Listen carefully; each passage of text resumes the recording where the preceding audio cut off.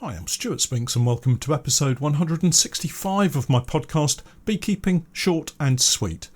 I have a question for you. Do swarms have a preference for where they settle? Two swarms, just days apart, both in the same tree. Is that just coincidence?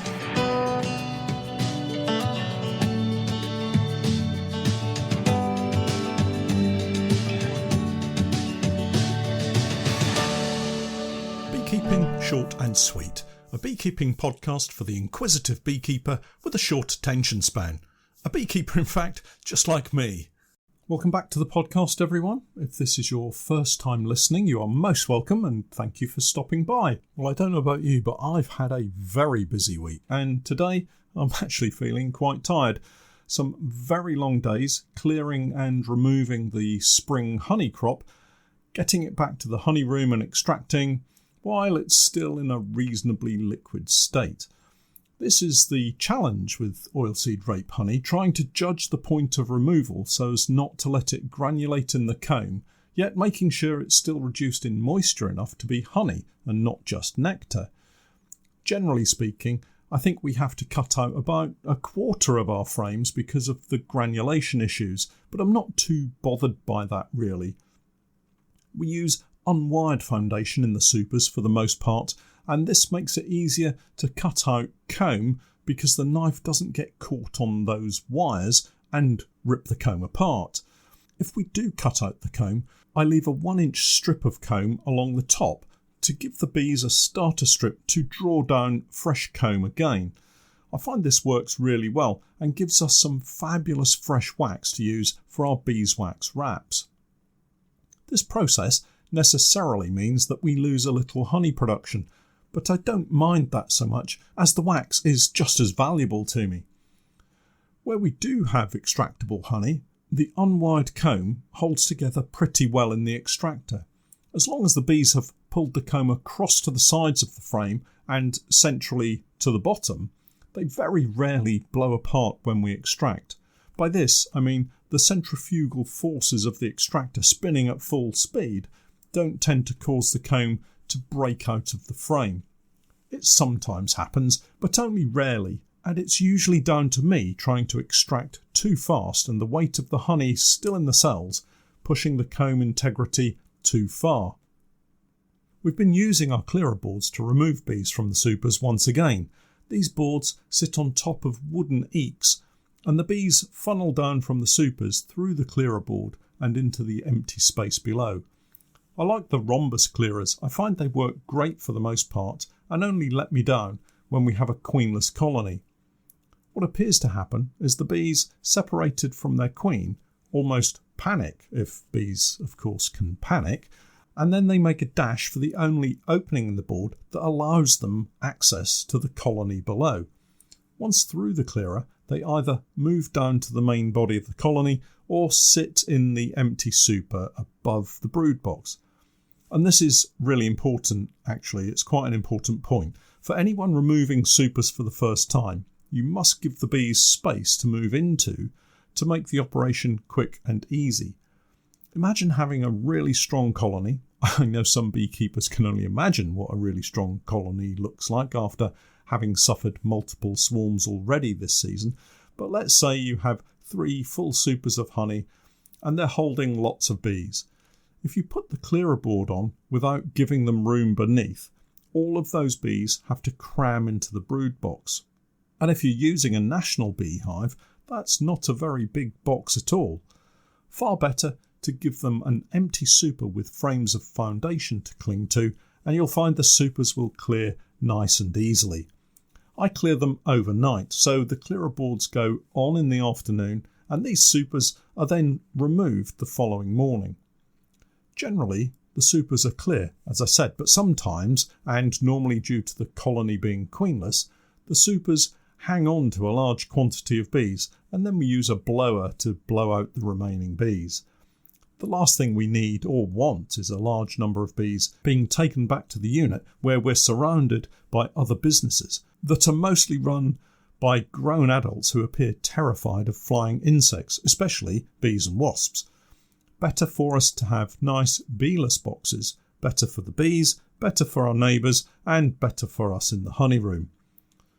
It's been a surprisingly reasonable spring crop, to be honest, given the very slow start, the miserable weather, and then contending with that swarming period. I was reminded of a comment that seems prevalent in beekeeping circles, that if a colony swarms, you've lost your honey crop for the year. Well, it's true that you will lose some production, and if the timing is bad, you could lose a major chunk of your honey crop, but there's no reason why you shouldn't, in most instances, recover the situation and get a little honey off them for your efforts, particularly if it's a spring swarm. Let me explain what I mean. I'm mentioning this because of a conversation I had with a beginner beekeeper who was feeling really fed up because his bees had swarmed, and he contacted me on my Patreon site for some advice. After the poor start of this season, the sun finally shone, and his bees did what many colonies have done this year and swarmed.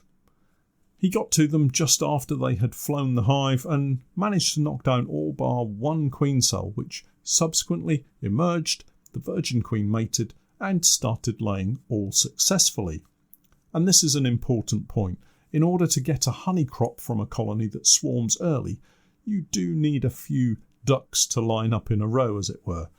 There are several issues that can pop up that may scupper the whole positive scenario I'm painting here, things like drone-laying queens, but I like to think that I'm an optimistic chap and, well, always look on the bright side of life, I say. That reminds me of Michael Palin, but that's another story. Anyway, our disappointed beekeeper has lost his spring crop of honey. That's true. But what he does have now is a colony that has frames of brood just emerging, a new queen just starting to lay, and new queens generally are very vigorous, and a brood box that has plenty of empty cells just waiting for eggs to be laid in them. So this happened towards the end of May. All beekeepers know workers take 21 days to emerge from their cells once the queen has laid the egg, so imagine a colony that has 7 frames of emerging brood on or around the end of May. Yes, the colony has lost a heap of bees in the swarm, but the new bees emerging soon replace those, and about 3 weeks after the queen starts laying again, we have frame upon frame of sealed brood waiting to burst out and become the summer foraging force. Get those supers ready, people. We're going to get a summer honey crop after all. Obviously, I'm going with the best case scenario here following a swarm, but it does happen like this. I know, I have several colonies in just this position. Another topic that popped up this week is the subject of the June gap, the period of potential dearth of nectar that can sometimes cause starvation. Normally, because the greedy beekeeper has removed all of the honey without looking to see if the bees have enough food stored in their brood box, and coincides with the end of the spring flowering period prior to the summer plants coming into flower.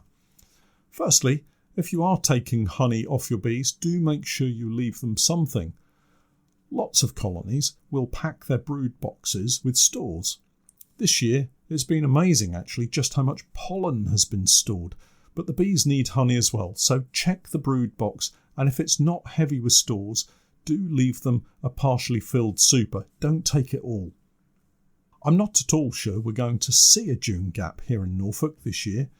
My fallback plant of choice, the blackberry, or is it the bramble? I guess here in the UK it's the bramble, which produces the blackberry. Anyway, this plant is the first sign of summer for me, which is somewhat ironic as we're fast approaching midsummer. This plant signals the June gap is either over or never happened, and most of my apiaries have the first flush of bramble flowers opening this week. Now, at the beginning of the podcast, I mentioned this thing of swarms having a preference for particular locations within an apiary or area. Well, it's happened to me this week, and I kind of talked it up. Those of you that listen regularly will know of Pete, my downtrodden woodworking, much put upon apprentice. I say apprentice, it's all very unofficial, and I think I probably benefit most out of the partnership. It's probably true of most apprenticeships. Anyway, I was at the workshop with Pete, chatting about his bees. He was prepping to start inspections, and so I joined him to watch how he was getting on. And as we looked through some of his hives, I mentioned that it looked like my colonies had decided that they had tried enough swarming for this year, and I hadn't found a single queen cell in any colony other than those that were queenless, and we were trying deliberately to help them along with frames of eggs so they could produce a queen cell. Anyway, I talked that one up, didn't I? I had to go to our bluebell apiary to collect some clearer boards from the hives there, and when I removed one, a large cloud of drones erupted from the super.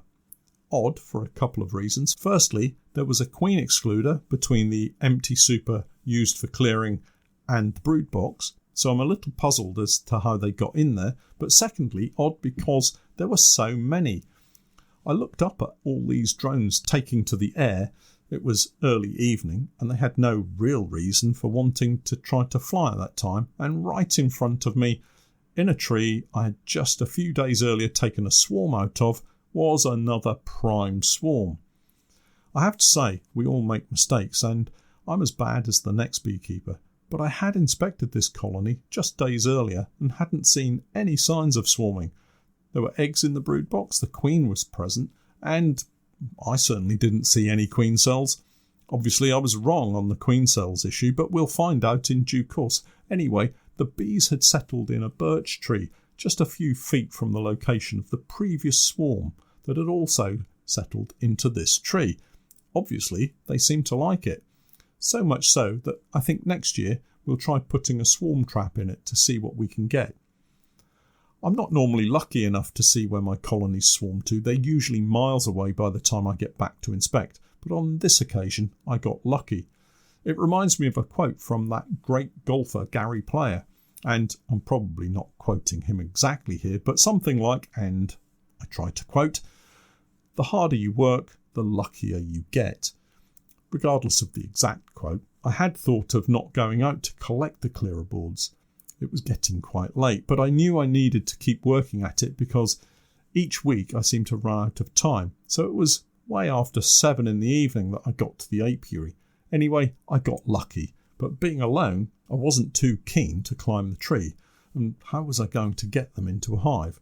Well, the solution was my Ford Ranger truck.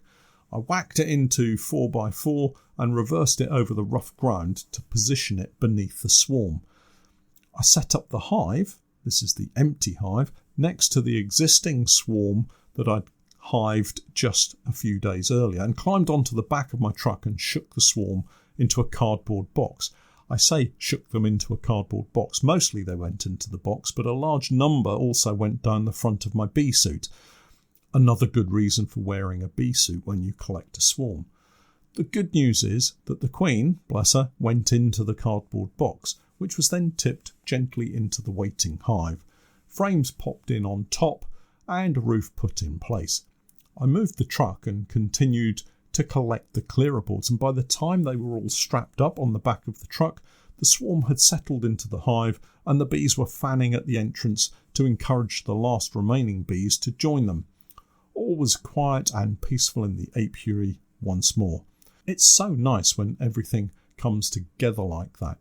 It was a quick dash home after that, as it was our Beekeeping Association meeting night, and of course I was late. It is funny how these things work out. In other news, I've managed to secure my very first borage pollination. All very exciting, as I'm told it's a very good crop for honey production. It does mean a heap of work. I'm busy preparing colonies for moving, as the site is not close to home, and I'm checking hives are ready and, more importantly, safe to move. The plan is to strap them down using the Spanset straps, those are the ones that I bought from Thorns online, and then strap the entire batch of hives to the back of the truck and trailer. I always get a little nervous moving beehives on the trailer, mainly because I don't do it very often, and it's the same old situation of the more you practice with something, the more comfortable you get with it. I'll update you all on how it goes over the coming weeks, and we'll be shooting lots of pictures and videos as the summer progresses, so do keep an eagle eye out for those as we post them on Patreon, our social media feeds and YouTube. I'm sure I'll make some mistakes along the way, so you don't want to miss out on those. Another thing you don't want to miss out on is my latest podcast. A podcast subscription will get you the very latest tips and techniques from me each week as they're released. As things stand, it's going to cost a lot less than a couple of Starbucks coffees. And remember, that's drive-through prices. Head over to my Patreon page and sign up to my Podcast Plus tier for the very latest beekeeping chat and an occasional swarm collection. That's it for this week. I'll catch up with you all again next time, but for now, I'm Stewart Spinks, and that was Beekeeping Short and Sweet.